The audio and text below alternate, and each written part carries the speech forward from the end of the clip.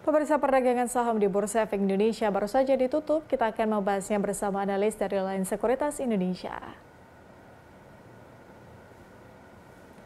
IHSG ditutup menguat mempertahankan level 6.100. Untuk membahas prospeknya, kita telah bersama dengan Lanjar Nafi, Head of Research Reliance Sekuritas Indonesia. Mas Lanjar, selamat sore. Selamat sore. Oke, kalau kita lihat pergerakan indeks kita sepanjang hari ini, Mas Lanjar, seperti apa analisis Anda dari fundamental dan juga teknikalnya? Baik, secara sentimen pergerakan IHSG memang bertahan di pergerakan yang cukup positif ya selama jam perdagangan, di mana pemerintah memperpanjang PPKM darurat pada hari kemarin ya, ini yang menjadi salah satu sedikit penahan dari segi pergerakan IHSG. Yang tadinya kita masuk ke tren yang cukup positif setelah dia berhasil rebound di level 6 ribuan dan sedikit harga tertahan. Namun surprise-nya hari ini kita bertahan dan cenderung kuat di atas 6.100. Nah, secara fundamental sendiri, PE IHSG di bulan Juli 2021 secara bulannya itu berada di 12,7 kali ya.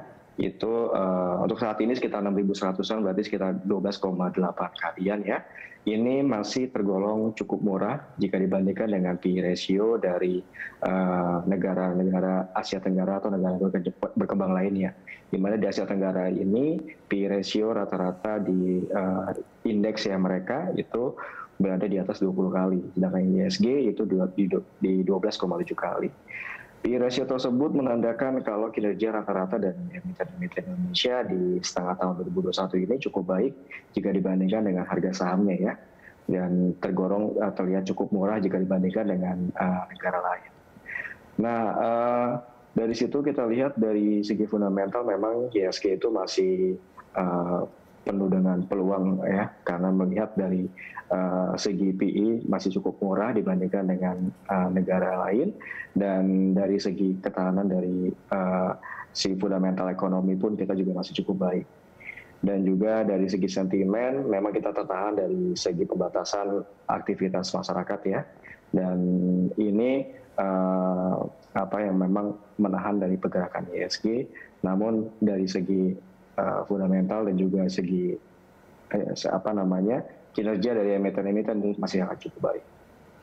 Oke, artinya perpanjangan PPKM nampaknya masih menahan laju pergerakan indeks harga saham gabungan, tapi IHSG kemudian masih tetap berhasil bertahan di zona hijau. Mas Lanjar, kemudian jelang pernyataan The Fed di Jackson Hole, Anda melihat bagaimana pergerakan indeks kita hingga akhir pekan ini? Apakah mungkin akan ada aksi profit taking kah atau seperti apa? Oke, hingga akhir pekan memang diperkirakan akan bergerak cukup berat ya untuk IHSG, di mana investor menanti pernyataan The Fed dan juga beberapa data ekonomi yang menguatkan di Amerika nanti.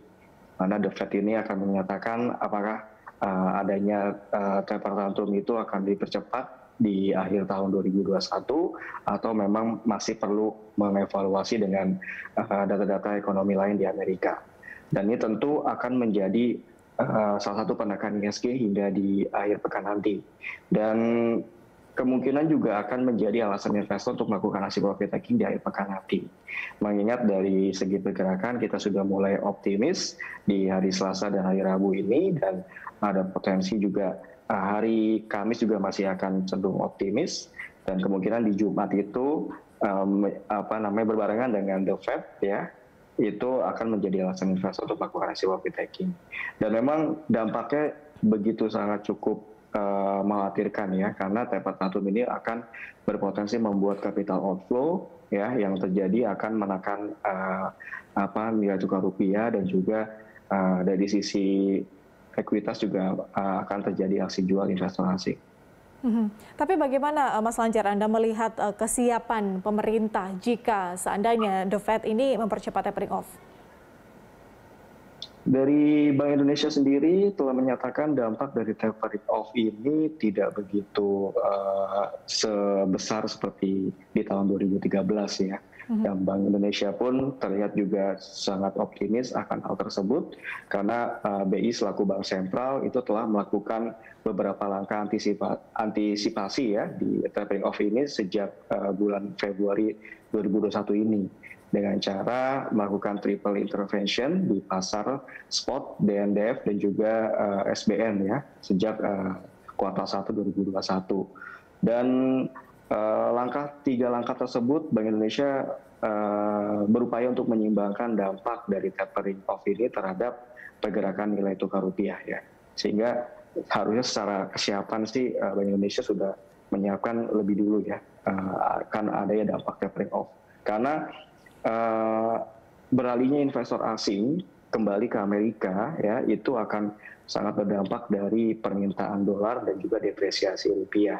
Dan ini setelah disiapkan, saya kira sudah disiapkan oleh pemerintah. Dan juga Bank Indonesia pun memiliki cadangan devisa yang masih cukup besar, ya, di mana per Juli 2021 cadangan devisa kita di 137,4 miliar US dollar itu akan dijadikan amunisi Bank Indonesia untuk langkah-langkah menstabilkan nilai tukar rupiah. Artinya bisa dibilang bahwa Bank Indonesia sebenarnya sudah cukup siap dan dampaknya dilihat tidak akan sebesar pada tahun 2013 yang lalu. Kemudian Mas Lanjar, kalau kita berbicara soal inflasi di tahun 2022, perkiraannya atau dibidik pada kisaran 2-4%. Bagaimana kemudian reaksi pasar terkait dengan angka itu? Angka 2 hingga 4% itu saya kira target yang cukup wajar ya. Karena kita lihat dari rata-rata inflasi Indonesia selama 10 tahun terakhir itu berada di atas kisaran 4%-an. Dan target kita di 2 hingga 4% ini saya kira cukup wajar Bank Indonesia.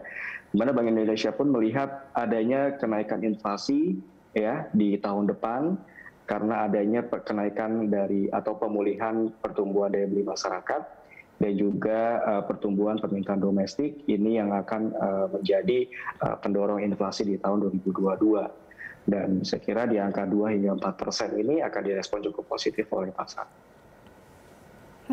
Oke, kalau berbicara soal kinerja emiten nanti di semester 2, Mas Lanjar kira-kira akan seperti apa nih? Apakah bisa dibilang proyeksinya akan membaik kalau kita bandingkan dengan semester 1 yang sudah lewat atau gimana?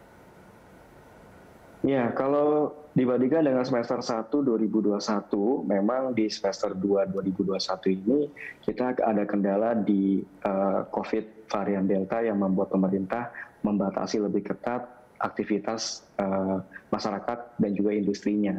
Dan ini tentu akan menjadi tekanan dari kinerja emiten-emiten di semester 2 2021 kalau kita dibandingkan dengan semester 1 di tahun 2021.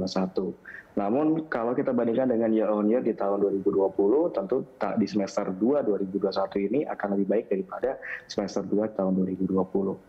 Seperti itu. Kita lihat seperti apa nanti. Kemudian Mas Lanjar, terakhir bagaimana dengan prediksi indeks harga saham gabungan untuk besok serta rekomendasi saham juga dari Anda?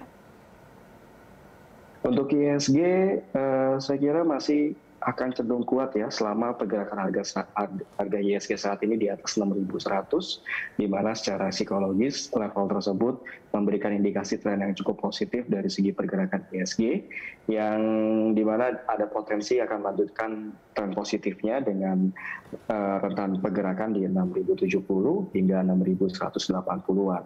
Nah, untuk saham-saham yang kemungkinan bisa diperhatikan oleh para investor untuk trading ya pada perdagangan selanjutnya, itu saya melihat ada potensi di Adaro ya, karena ada potensi whipsaw di MA 200 dengan rentan resisten di 102.90 hingga 103.20, 1.320 sorry. Dan untuk Adikarya juga ada potensi breakout di upper Bollinger Band, bisa mulai diperhatikan untuk trading. Untuk resisten di 720 hingga 745, dan Inco juga ada potensi whipsaw di MA50, itu juga bisa diperhatikan untuk trading ya, dengan resisten di 5.250. Dan PTBA ada pergerakan pola bullish harami dengan resisten di 2.170, dan yang terakhir UNTR ya, ini cukup menarik juga secara teknikal. Pergerakan triple bottom dengan resisten hingga 20.000. Baik, ya, artinya indeks harga saham gabungan diproyeksi akan tetap menguat atau berada di zona hijau pada besok hari, dan juga cermati sejumlah saham yang tadi sudah disebutkan oleh Mas Lanjar. Terima kasih banyak sudah menyempatkan waktu bersama dengan kami di Closing Market. Mas Lanjar, salam sehat selalu.